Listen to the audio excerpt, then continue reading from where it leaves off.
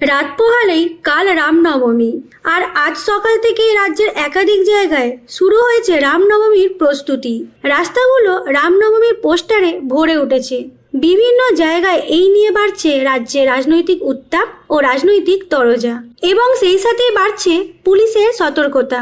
শান্তিপূর্ণভাবে রামনবমী পালিত হোক, এই জন্য কড়া নিরাপত্তার ব্যবস্থা করেছেন পুলিশ। 10টি জায়গায় কমিশনারেট এলাকা চিহ্নিত করা হয়েছে সংবেদনশীল হিসাবে। এই সংবেদনশীল এলাকাগুলিতে 29 জন আইপিএস অফিসারকে বিশেষ দায়িত্ব দেওয়া হয়েছে। এছাড়া 5 থেকে 7 এপ্রিল পর্যন্ত বিভিন্ন এলাকায় নজরদারি চালানো হবে।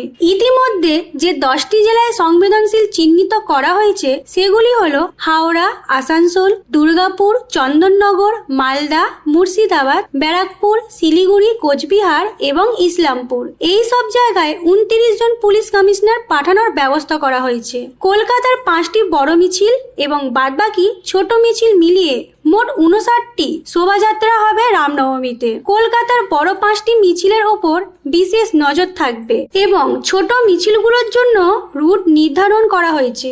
যদি কেউ সেই রুটের বাইরে যায় তৎক্ষণাৎ আইনি ব্যবস্থা নেওয়া হবে। এছাড়াও drone camera, CCTV, live streaming সবকিছুই নজরদারির মধ্যেই থাকবে। 2 থেকে 9 এপ্রিল পর্যন্ত রাজ্য পুলিশের সব ছুটি বাতিল করা হয়েছে। শান্তিপূর্ণভাবে রামনবমী পালন করুন। আমাদের নিরাপত্তার নিশ্চয়তা দিচ্ছেন পুলিশ।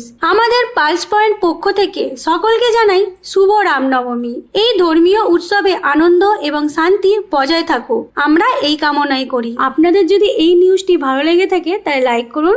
আরও যদি আপনারা এরকম টাইপের নিউজ পেতে চান তাহলে আমাদের চ্যানেলটিকে সাবস্ক্রাইব করুন।